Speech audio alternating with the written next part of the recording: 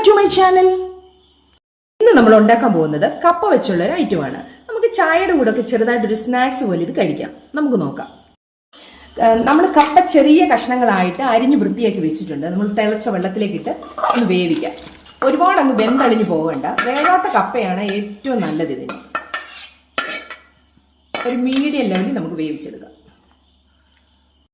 തിളച്ച കപ്പക്കകത്തോട്ട് നമുക്ക് ഇച്ചിരി ഉപ്പിട്ട് കൊടുക്കാം. നന്നായിട്ട് ഒന്നുകൂടെ ഒന്ന് വേവ. ഇത്രയും വേവേ ഇതിനാകാം. ഒരുപാട് വെന്തു പോകല്.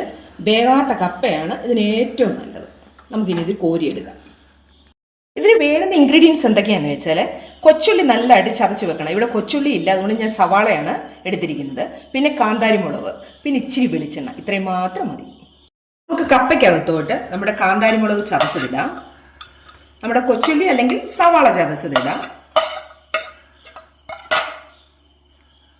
ശേഷം നമുക്ക് കുറച്ച് പച്ചവെളിച്ചെണ്ണ ഒഴിക്കാം. ഇത്രയും മാത്രം മതി. നമുക്ക് നന്നായിട്ട് ഇതെല്ലാം കൂടെ കൂട്ടി യോജിപ്പിക്കാം. ഇത്രയും പോലെ ഇത് വേവരുത്, വേവാതിരിക്കുന്നതാണ് ഇതിൻ്റെ ഒരു സ്റ്റൈലും തിന്നാനും നല്ലത്.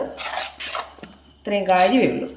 നമുക്ക് ഈ കട്ടൻ കാപ്പിയുടെ കൂടെ ഈ മഴയത്ത് നമുക്ക് ചായയുടെ കൂടെ ഒക്കെ കഴിക്കാൻ നല്ലൊരു സ്നാക്സാണ്. അപ്പായേ, ഇത് കപ്പയുടെ വേറൊരു ഐറ്റമാണ്. ഇതൊന്ന് പിടിച്ചേ, ഞാൻ കഴിച്ചു നോക്കിയിട്ടില്ല, അഭിപ്രായം എന്ന് പറഞ്ഞു.